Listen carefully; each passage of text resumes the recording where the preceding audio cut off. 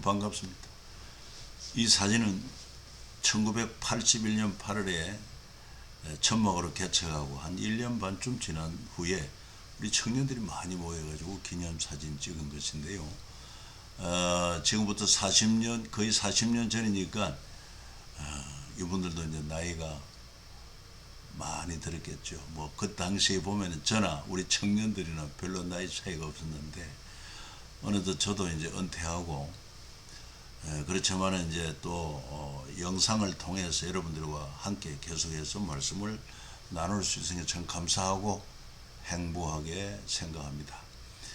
자, 지난주에 이어서 계속해서 우리가 또 하나님 말씀을 살펴보도록 하겠습니다.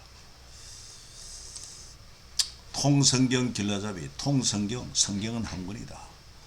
그리고 7태력으로, 그리고 20마당, 그리고 50여가로 구성되어 있다. 뭐 이것만 알면은 여러분 성경을 딱 손에 쥐고 성경을 이야기할 수가 있습니다. 7태력 뭡니까? 구약에서 세태력 모세오경 왕정 500년, 그리고 페르시아 7권, 그리고 신구약 중간사 한 트랙, 그리고 신약에 오면은 사복음서, 사도행전 30년, 공동서신 9권, 이렇게 해서 7트랙이 있고, 이 7트랙 안에 또한 20마당으로 구성이 되어 있지 않습니까? 그 20마당 안에 또 52가로 잘 기억하시면 좋겠습니다. 자, 20마당 여러분 기억하고 계신지 모르겠습니다. 같이 한번 노래로 불러보도록 하면 좋겠습니다.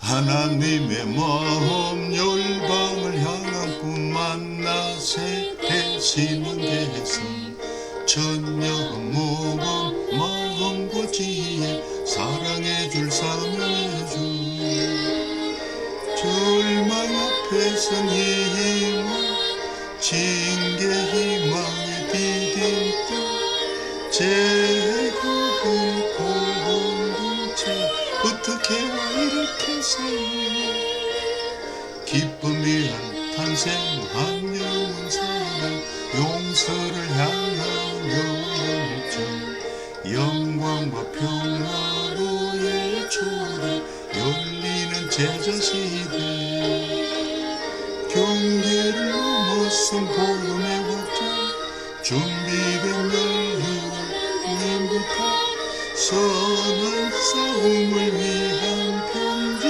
미리 받은 선민으로 잘하셨습니다. 여러분 어떻게 이제 20마당 다 외울 수 있는지 모르겠습니다. 우리가요 지금까지 제1트랙 모세오경에서 첫 번째 마당은 뭡니까? 창세기를 중심한 하나님의 마음 공부를 했습니다. 상과에 걸쳐서. 그리고 이제 오늘부터는 제1트랙 가운데 모세오경 두 번째 마당 열방을 향한 꿈. 그래서 4과 출애굽과 제국 5가 세계 선교의 꿈 제사장 나라, 그리고 6과 거룩한 시민학교 교과서, 이렇게 열방을 향한 꿈 마당을 상고에 걸쳐서 또 공부를 하게 되는데, 성경은 출애굽기와 레위기가 여기에 해당된다 이렇게 기억하면 됩니다. 그러니까 이 두 번째 마당과 4과의 제목, 5가 제목, 그 다음에 6과 제목을 알면 여기에 적절하게 이제 살을 붙여서 성경 스토리를 할 수 있겠죠. 그래서 이제 4과는 출애굽과 제국인데 성경 보면은 출애굽 1장 18장에 해당이 되고 7가지 주제입니다. 자손에 대한 약속 성취, 애굽 왕자 모세를 설득하시는 하나님 9가지 재앙, 그리고 첫 번째 유월절 출애굽과 홍해 기적, 백성의 불평, 모세의 지도, 이런 내용으로 살펴보게 되겠습니다. 역시 통 성경하면 시간, 공간, 인물, 이걸 통으로 이렇게 또 보는 시각도 필요합니다. 참고로 여러분 창세기에서 출애굽 그 사이에 시간이 어느 정도 경과되어도 봅니까? 창세기 마지막 장에는 요셉이 애굽에서 죽음으로 끝이 나고 있습니다. 그런가 하면 이제 출애굽기는 이제 모세가 출생합니다.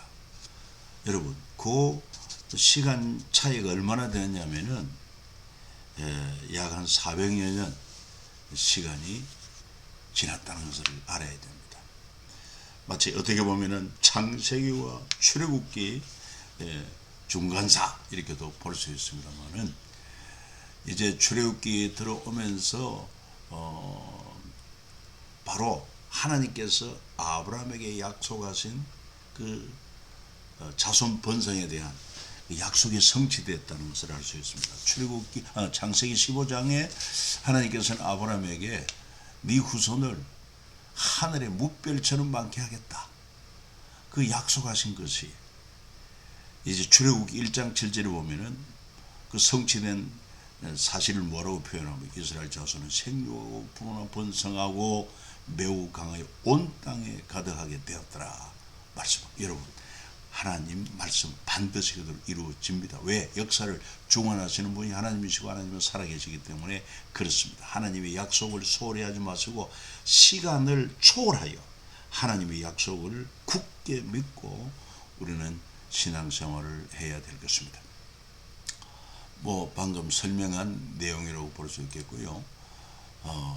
특별히 이제 출애굽기의 이 시작을 보면은 애굽은 제국으로서 향하고 있다는 것을 알 수 있고, 하나님은 바로 이 히브리족 이스라엘을 통하여 제사장 나라를, 그래하여 이 하나님을 떠난 세상 모든 민족을 하나님께로 돌아오게 하는 제사장 나라로 세우셔야 하는 그런 하나님의 꿈이 이게 펼쳐지고 있다는 것을 먼저 기억하면 좋겠습니다. 그래서 애굽 땅에 번성하는 그 히브리족들이 더 이상 번성하지 못하도록 아이가 태어나 남자아이는 죽이라, 여자아이는 살리라.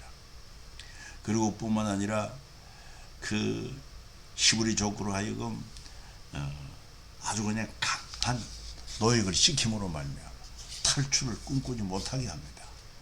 뭐 독립에 대한 꿈도 꾸지 못하게 합니다. 그건 전략이죠. 보십시오. 이 제국은요, 인간의 생명을 그렇게 귀하게 여기지 않습니다. 인간의 인권을 중요시 여기지 않습니다.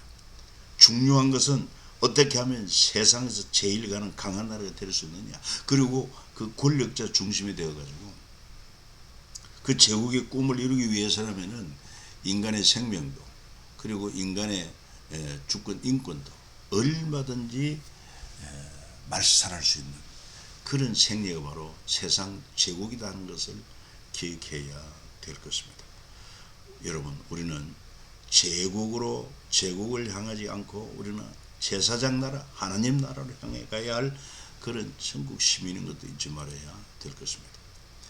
뭐 참고적으로 고대 4대 문명이라면 이집트 문명, 메소포타미아 문명, 인더스 문명, 황하 문명 전부 다 강을 끼고 인류의 문명이 발달한 것을 알 수가 있는데, 특별히 이제 출애굽기가 이집트 문명을 바탕으로 하고 있기 때문에 사막 바다로 둘러싸였고 외부 침입에 비교적 안전한 곳이고 비옥한 나일강 유혹으로 풍요를 누리다가 약 2500년간 고왕국, 중왕국, 신왕국 시대를 거치며 통일국가 체제를 지켜오다가 신왕국 시대에 제국으로서 발돋움하도록 했다.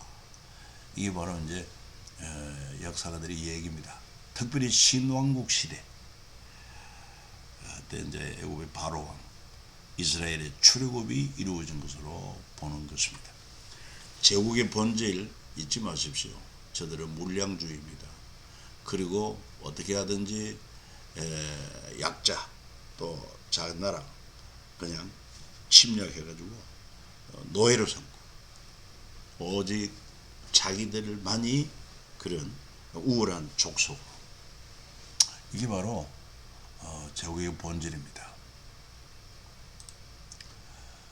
이런 가운데 이제 모세가 출생하게 되는 것을 알 수가 있죠. 모세 출생도 보면 아주 참 드라마틱하지 않습니까? 모세라는 이름의 뜻이 뭡니까? 물에서 건져낸 자. 내가 그를 물에서 건져내었습니다. 그래서 이름을 모세라 이렇게 짓게 된 것을 알 수가 있습니다. 왜 물에서 건져낸 자인가? 여러분, 그 당시 이브리인들이 계속 번성하게 되니까 사내 아이를 죽이고 여자 아이는 살리려고 했습니다. 그런 가운데 이 모세가 출생했는데요, 모세가 얼마나 잘생겼는지 숨겨서 키웁니다. 어떻게 그 아이를 죽음에 내줄 수가 있습니까? 그러나 더 이상 숨겨 키울 수는 없고 갈대 상제를 준비하고 안팎으로 역청을 칠하고 물이 들어오지 않게 해서는 그 갈대 상자에 담아서 나일강에 떠내려 보냅니다. 저들은 살아계신 하나님을 믿고 생사복을 주관하시는 하나님을 믿고 하나님께 맡기고 나일강에 떠내. 여러분, 나일강에 악어도 있습니다. 위험한 것입니다. 어떻게 될지 몰라요. 그러나 하나님은 일하십니다. 하나님은 약속을 이루시기 위하여 이 물에서 건짐받게 합니다. 바로 바로의 공주 일행이 이제 나일강에 아마 몸을 씻으러 왔다가 발견하게 되고, 그래서 이 아이를 보니까 너무 잘생겨서 히브리 족인 줄 알았습니다. 그럼에도 불구하고 자기 양이들로 삼아서 키우기로 하고 젖먹일 유모를 구했는데 바로 하나님의 놀라운 은혜 가운데 모세의 친모 요게벳이 그 아이를 데려다가 저설명에 키우면서, 여러분 어릴 때부터 무슨 얘기를 해주겠습니까? 하나님 살아계신과 그분은 창조주이신과 그리고 아브라함을 부르시고 약속하신 것, 뭐 이런 얘기를 하면서 기도해주고 어릴 때부터 품 안에서 신앙교육을 한 거예요. 여러분, 신앙교육은 어릴 때부터 해야 됩니다. 참 중요합니다. 잠언서 22장 6절에서 마땅 행할 길을 아이에게 가르치라. 그러면 늙어서 그 길을 떠나지 아니하리라 말씀하신 거 기억해야 됩니다. 그래서 여러분, 우리가 이 통성경을 통해서 7틀에 그리고 20마당 52가 이걸 여러분 잘 이해하고, 그리고는 이제 살을 붙여가면서 얼마든지 1년 내내 그때마다 조금씩 아이들에게 성경을 이야기해 주면 1년에 한 번씩은 성경을 좀 들려줘야 되지 않겠습니까? 그래야면요 그 아이 절대로 하나님 말씀에 떠나지 않습니다. 뭐 기억하면 좋지 않겠어요? 자, 그래서 이제 이 모세가 바로의 왕궁에서 자라는데 아주 타고납니다. 그리고 문물을 겸해서 다 익힙니다. 머리도 좋습니다. 그리고 총명합니다. 이 바로 왕이 볼 때 모세가 탁월했어요. 그래서 후계자까지 생각하고 있습니다. 그런 가운데 이 모세는 자라면서 자기 정체성을 발견하게 됩니다. 내가 애굽 사람이 아니구나. 나는 히브리인이구나. 그리고 하나님의 백성이구나. 이걸 알게 되고 자기 동족 히브리인들의 그런 삶을 실천하러 갔다가 애굽 사람이 자기 동족 히브리 사람을 치는 것을 보고 분노해가지고 그를 죽이게 되고, 이것이 탈로 되어가지고, 그리고는 그가 왕궁을 떠나서 미디안 광야로 도망을 갔고, 거기서 자기 장이 이도로를 만나게 되고, 거기 또한 이제 양을 치면서 이도로의 딸 요게벳과 결혼하게 되고, 그래서 자그마치요 그 미디안 광야에서 양치기로 40년 보냅니다. 애굽 왕궁에서 40년, 그리고 미디안 광야에서 40년, 나이가 80이 되었어요. 그제서야 하나님이 모세를 부릅니다. 모세가 양치다가 놀라운 광경을 보게 됩니다. 떨기 너머에 불이 붙었습니다. 가까이 가서 보니까 불은 붙었는데 나무는 사라지지 않습니다. 그때 하나님 음성이 들립니다. 모세야, 모세야, 네 발에서 신을 벗어라. 네가 선 곳은 거룩한 땅이다. 그래가지고 하나님이 자기를 소개하면 나는 아브라함과 이삭과 야곱의 하나님이다. 내가 그에게 약속한 것을 기억하고 이스라엘 백성을 애굽에서 내가 해방시킬 것이다. 너는 바로에게 가서 이스라엘 백성을 인도해 내라 하는 이런 놀라운 사명을 줍니다. 그런데 모세가 이 하나님의 부르심을 받고 사명을 받고 그는 자신이 없습니다. 첫 번째, 사람을 죽이고 도망한 데다가, 그리고 자기가 문무를 익혔지만은 말은 잘 못한다고 고백을 합니다. 여러분, 사도 바울도 말이 시원치 않다고 했어요. 저도 역시 말이 좀 시원찮은 게 죄송합니다만은 그럼에도 불구하고 하나님이 쓰시지 않습니까? 그러니까 이 자꾸 모세가 핑계를 대니 하나님께, 야, 입을 만든 자가 누구냐? 내가 아니냐? 내가 네 입에 할 말을 넣어주겠다. 염려 없이 가라. 또 핑계를 합니다. 하나님께서, 그러면 네 형 모세는 아론은 말을 잘하니까 그 아론을 네 대변자로 세워주겠다. 가라. 또 핑계합니다. 내가 이 히브리인들에게 가서, 그 장로들에게 가서 하나님이 당신들 이끌고 취급하라고 하나님 말씀하셨다고 할 때 그 하나님 이름이 뭐냐 물으면 내가 뭐라고 대답합니까? 그때 하나님께서, 나는 스스로 있는 자니라. 나는 스스로 있는 자니라. 영어로는 I am that I am이라고 합니다. 이 얼마나 멋진 표현인지 몰라요.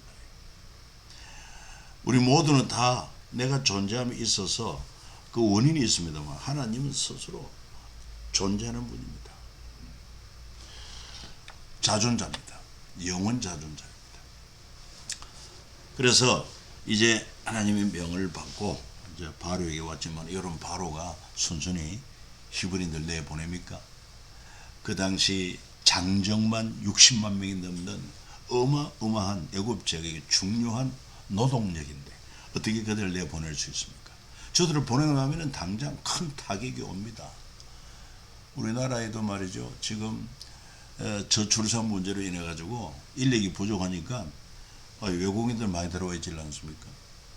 저들이 다 빠지고 나가면 우리도 상당히 문제가 생기는 것입니다.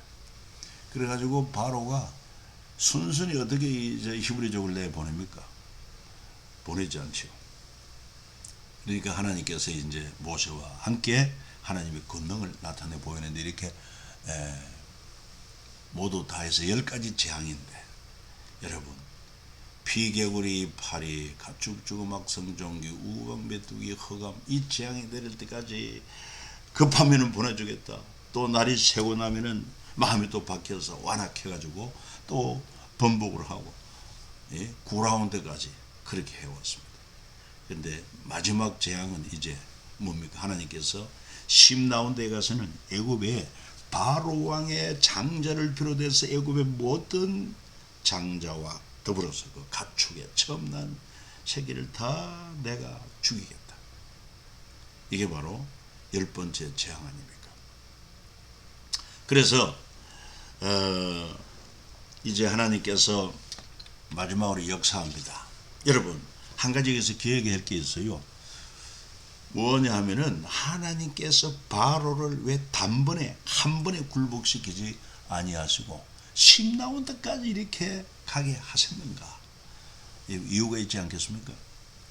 그건 바로요, 먼저 이스라엘과 함께 하시는 하나님, 그 권능이 얼마나 크고 놀라운가를 애굽 전역의 모든 사람들에게 알게 합니다. 뿐만 아니라 이 소문이 애굽 근동에까지 소문나게 해서 이스라엘을 가는 곳에, 이스라엘의 하나님은 이렇게 애굽을 굴복시키고, 또 뒤에 나옵니다만 홍해도 가르신 하나님이 함께 하신다. 이스라엘을 두려워하게 한 것을 알 수가 있어요. 자, 그래서 이제 마지막 재앙이 장자가 죽임을 당하는 재앙인데, 하나님께서는 당신의 백성들에게 피할 길을 알려주십니다. 피할 길을 알려주세요. 여러분, 어떤 일을 만나든지 하나님은 당신의 백성을 위해서 피할 길을 내주신다는 게 여러분 기억하셔야 됩니다. 고린도전서 10장 13절에 하나님이 부사 우리 감당치 못할 시험 당함 허락지 아니하시고 시험 당할 점에 피할 길을 내사 능히 감당케 하신다 말씀하십니다. 우리 인간의 능력으로 도무지 피할 길이 없는 것 같아도 아닙니다. 하나님께는요, 피할 길이 있어요. 사람의 길, 땅의 길은 막혀도 하나님의 길, 하늘의 길은 열려 있다고 우리는 믿어야 합니다. 그래서 하나님이 이스라엘 백성들이 뭐라고 합니까? 너희들은 양을 잡아라. 그리고 그 피를 문 좌우설주와 임방에 바르라. 그리하면은 그 밤에 이 장자를 치는 죽음의 사자가 너희 문에 바른 피를 보고 재앙이 지나가리라. 넘어가리라. 그래서 패스 오버, 유월한다, 넘어간다 이 뜻입니다. 저는요 처음에 이 6월절 말을 들었을 때 5월 다음에 6월절에 있는 어떤 명절인가 보다 이렇게 생각했는데 대단한 착각이었죠. 지나간다, 넘어간다는 것입니다. 재앙이 넘어간다. 이게 6월인 것입니다. 그래서 6월절이 이제 정해졌고 그 밤에 정말 죽음의 사자가 바로 왕의 아들로 제여서 천역의 장전을 다 치니까 온 나라의 곡성이 울려 퍼지고 그러니까 이 바로가 항복하죠. 하나님을 대적할 자가 없습니다. 자, 6월절은 그 재앙을, 죽음의 재앙을 이긴 중요한 것은 바로 뭐냐면은 하나님의 은혜이면서 또 그 방편은 뭐냐면은 바로 어린 양을 잡았어. 피를 흘려서 문제방에 바른 것입니다. 피입니다. 피. 대속의 피입니다. 그래서 그 6월절은 1500년 동안 구약에 이렇게 유지되다가 이제 하나님의 어린 양 대신 예수 그리스도 오므로 성만찬으로 성찬식으로 바뀌지 않습니까? 6월절은 어린 양이었지만은 성찬식은 하나님의 어린 양 예수님의 살과 피입니다. 6월절은 출애굽 전날이었지만은 성찬식은 십자가 지시기 전날입니다.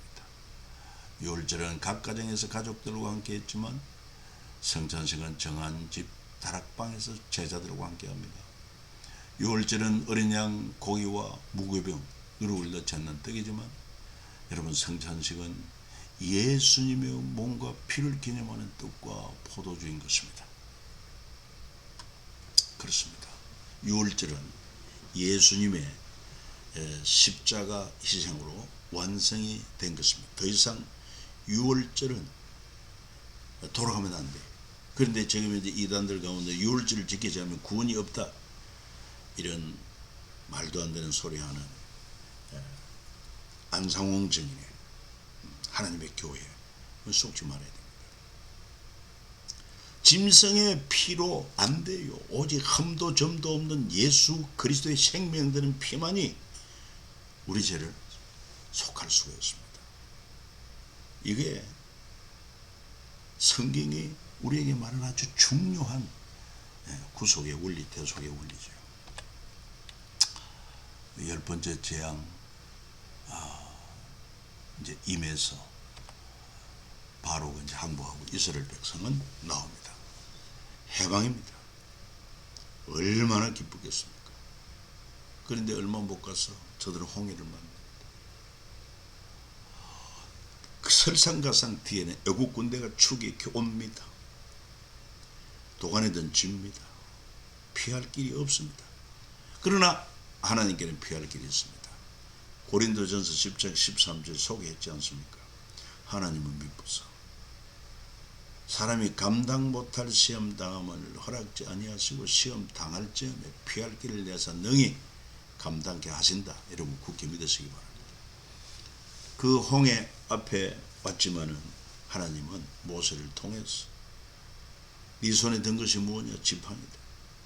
지팡이를 홍해 위로 내밀어라. 그래서 하나님께서 강력한 동풍을 통해서 여러분 홍해를 갈라 육지같이 건너게 하십니다.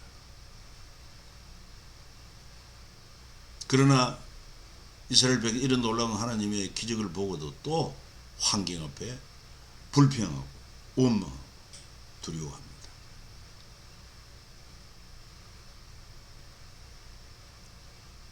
특별히 먹을 것이 없다고 불평할 때 하나님 만나를 주십니다. 여러분 오늘 우리에게도요 일용할 양식을 주시는 분이 하나님이십니다. 내일 거 염려할 거 없어요. 데일리를 염려하지 말라고 하지 않습니까? 공중나는 새를 보라고 드레핀 백합을 보러 가신 거 기억이 됩니다. 그리고 또 물이 없다고 저들이 불평하고 원망합니다. 그러나 하나님은 썸물을 달게 하시기도 하고 아무것도 없는 광야 그리고 반석을 쳐서 샘물이 터지게 해서 먹고 마시게 하시는 하나님. 이분이 우리 하나님 아버지가 되십니다.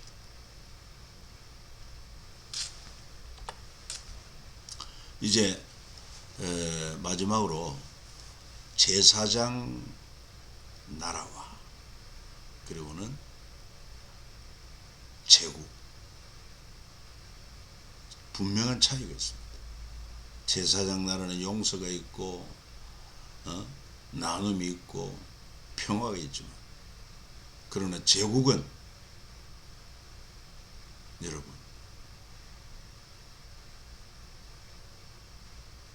뭡니까? 정복 공성전을 통해 정복합니다. 노예로 삼습니다. 그리고 물질 우선주의입니다. 유물론 사상처럼 보이는 세상 보이는 물질을 최고 가치를 두고 있기 때문에 인간의 존엄성 인정하지 않습니다. 그래서 하나님은 이 제사장 나라를 만들기 위해서 선지자들을 보내서 말씀을 전하고 깨우칩니다. 특별히 세상은 계속 제국으로 갑니다. 여러분 아수르 제국 때는 이사야 선지자를 통해서 바빌론 제국에는 예레미야를 통해서 페르시아 제국 때 다니엘을 통해서 헬라 제국 때 그때 모세 오경의 세계화 그리고 로마 제국 때는 세례요한 이와 같은 선지자 통해서 마침내 하나님 나라 복음이 시작이 됩니다. 하나님의 아들 예수 그리스도께서 오셔서 때가 참에 여인의 몸에서 메시아 그리스도 나게 하시고 회개하고 복음을 믿으라. 하나님의 나라가 가까이 왔다. 그렇게 선포하지 않습니까? 자, 여러분 오늘도 긴 시간 수고 많이 했습니다. 계속해서 잘 도전해 주시고 처음은요 저도 어설프고 여러분도 어설프지만 이게 한 해 가고 또 한 해 가고 하면 여러분 아주 바이블 스토리텔러가 되어 가지고 자녀뿐만 아니라 정말 이 시대에 이 성경을 재미있게 이야기할 수 있는 이런 인물이 되어 가지고 하나님이 귀하게 쓰실 거예요. 기억하시기 바랍니다. 자, 굿바이. 다음 시간에 또 뵙도록 하십시다.